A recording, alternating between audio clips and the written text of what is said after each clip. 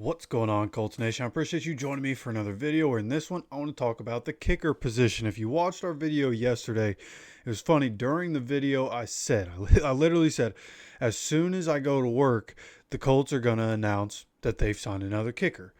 Right, and as soon as I'm leaving for work, 2:30 is when the video came out. It was 2:26 when it was announced that the Colts are signing Michael Badgley. So I knew it was going to happen. It happens every time. As soon as I leave for work or as soon as I get to work, they announce whatever they're doing. I don't know why they can't do it at 1 o'clock. That'd be a lot more convenient.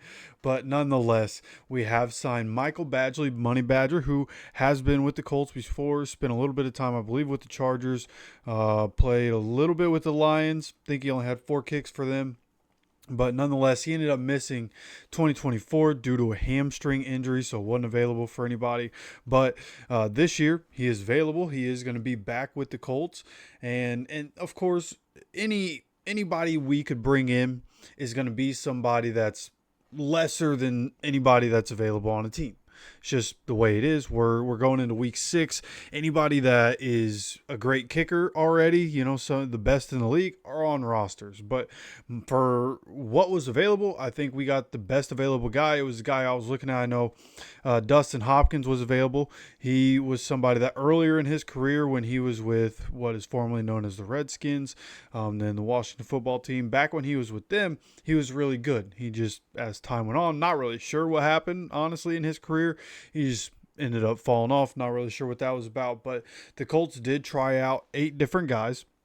There's Ramiz Ahmad, Matt Amendola, Michael Badgley, of course, Lucas Haversick, Dustin Hopkins, Josh Lambo, who Colts fans should know, formerly with the Jaguars for a little while, Harrison Mevis, and Matthew Wright. So a couple notable names on there. Not everybody knows and pays attention to every team, and especially the kickers.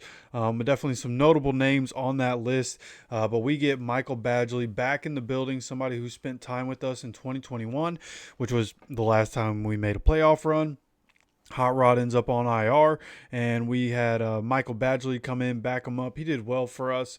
Obviously, this is a guy who, through his career, he's 5 of 13 and 50 yards. So that's really people's issue with it. But an important note here, and I feel like most people that watch it, like a lot of Colts fans obviously watch the Pat McAfee show. So I feel like most people that watch me probably also pay attention to Pat McAfee. If you're not keyed in on Pat McAfee, he's somebody who can talk about special teams and knows what he's talking about. He's talked about the rule changes in different years. I've listened to Pat McAfee basically since the very beginning, and the K-ball rule, right? The ball that the kickers use, the situation with those balls has changed over time. The rules with those, it used to be that you could teams could bring in their own balls for the kickers, and you basically, they were taking advantage of the rules, different ways that you could beat up the ball and different things they could do to the ball to make it go further, basically, right? So the NFL cracked down on it, and it got to a point where it was basically they're taking balls straight out of the box, and those are the ones kickers are using. And that made things more difficult for kickers. So they ended up saying, okay, they changed that rule to say you have 30 minutes with officials watching.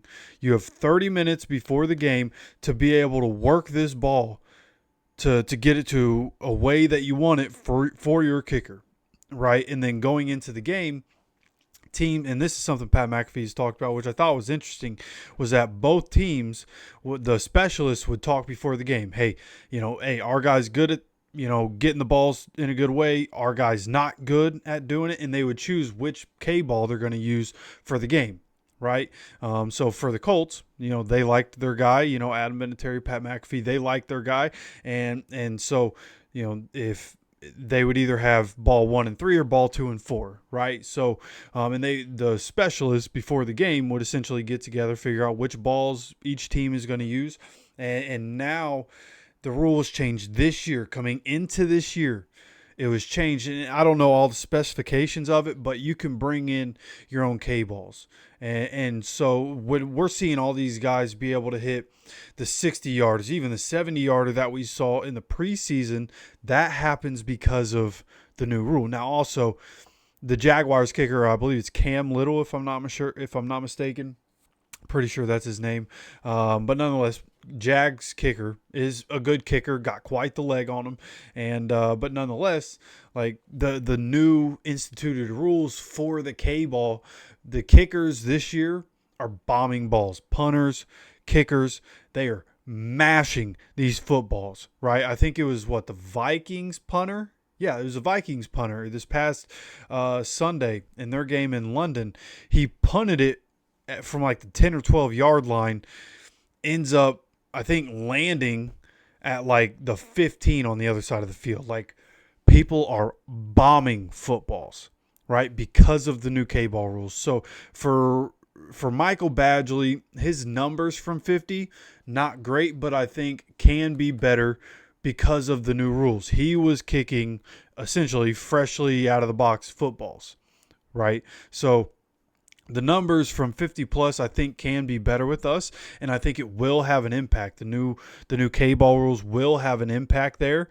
So coming into it, I have some optimism. Now, we haven't kicked a whole lot of 50 plus yarders, right? I think it's 3 on the year. One of them, there was obviously the leverage penalty, gets moved up, so it doesn't even count. So really only 2. Spencer Schrader was 1 for 2, and really had the distance on one, just was, I believe, wide right.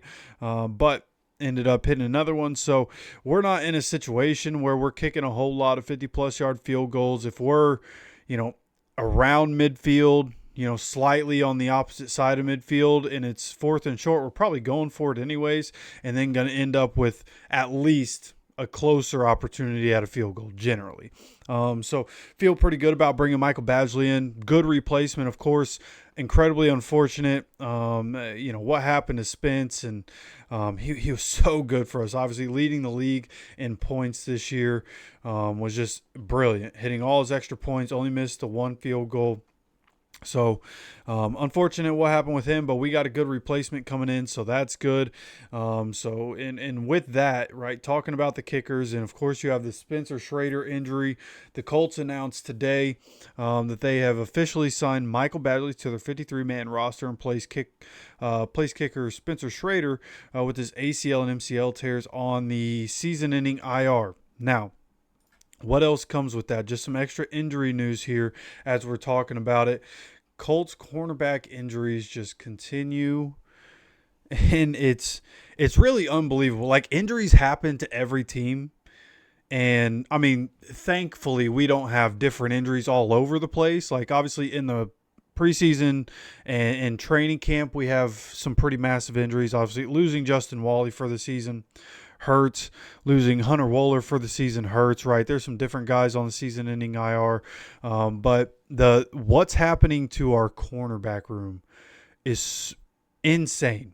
Like, and luckily, Charvarius Ward only had to miss 1 game, right? He misses 1 game with a concussion, able to come back, and just praying and hoping that he continues to stay healthy. Like, please, football gods, please let Charvarius Ward stay healthy, because we get lucky. Mike Hilton's available, right? For some reason, the Dolphins didn't keep him around. We get lucky bringing Mike Hilton in when Kenny Moore goes down, right? So all of a sudden, we have the top 2 slot guys in the league on our team. They also put cornerback Mike Hilton with his shoulder injury on practice squad IR. He'll miss at least 4 games, eligible to return in Week 10 when we play the Falcons in Berlin. And obviously by that time, hopefully Kenny's back. I don't know. Still don't know how long he's going to be out. They're not putting him on IR. So it feels like he could come back. But I still, even with Mike Hill now, I don't want us to rush Kenny back. But not having either of those 2 is going to be a detriment. Now, Chris Lamons, and thankfully I heard how his name is actually said. I've always said Chris Lamons. Chris Lamons is filled in well this past week. I thought he did a good job. He's not going to be perfect, right? He's not Kenny. He's not Mike Hilton. But he filled in well this past week in the slot. So going to continue to need him to step up. And it'll be interesting, right? Lamons was playing with us when we had Gus Bradley. And obviously that whole defensive scheme was just absolutely trash. So maybe in what we're doing now, maybe he can come in and fit better into Lou's scheme and what Lou wants to do. And Lou seems to be game by game planning his guys and trying to put them in the best position to succeed, which I love. That's exactly what a good coach should do. Game to game, you can change what you do and put your players in good positions to succeed. That's literally coaching football, really coaching any sport in a nutshell, is a game-by-game basis, trying to put your players in a position to succeed, right? Like through the week, leading up to the game, teach them the fundamentals, make sure they're doing everything right, get them into good habits that are going to translate to the game, and then in the game, put them in position to succeed. That's coaching. And so Lamont, hopefully he can continue to step into it, and as he has to play, continue to get more comfortable in his role and the things that he needs to do, and communication, and the players, obviously the players around him know at this point kind of, hey, this is what you're supposed to be doing here, so they can help him out through that. Lose, of course, going to help him out through that.